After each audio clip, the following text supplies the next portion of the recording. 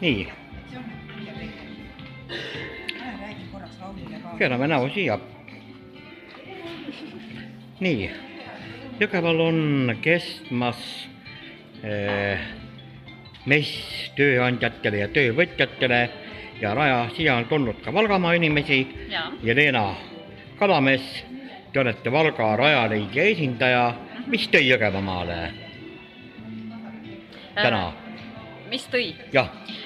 Tegelikult meil on selline tore komme, et me nagu käime kolleegidega üksteisele abiks.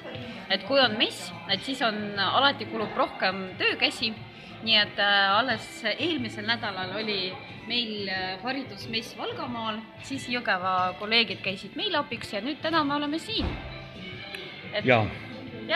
Mis kõige rohkem huvitab siin ja mida Rajaleidja üldse pakub? Rajaleidja pakub tegelikult informatsiooni koolide kohta ja siis selliseid infootsingu mängu.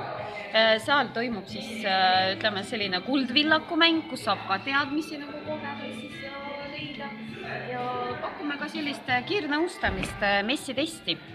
Et noor või täiskasvanu saab meie juures siis sellist natukene arutelu arendada ka oma töövalikute suhtes.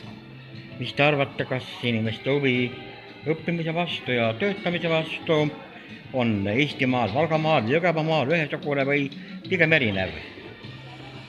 Et eks need erinevusi kindlasti piirkondlikke on, aga ma arvan, et mitte väga olulisi. Et õppimise vastu jätkuvalt ju meil päris hea huvi, et nagu statistikagi näitab, et täiskasvanud õppijate osakaal alati kasvanud viimaste aastate jooksul ja see teeb ainult rõõmu.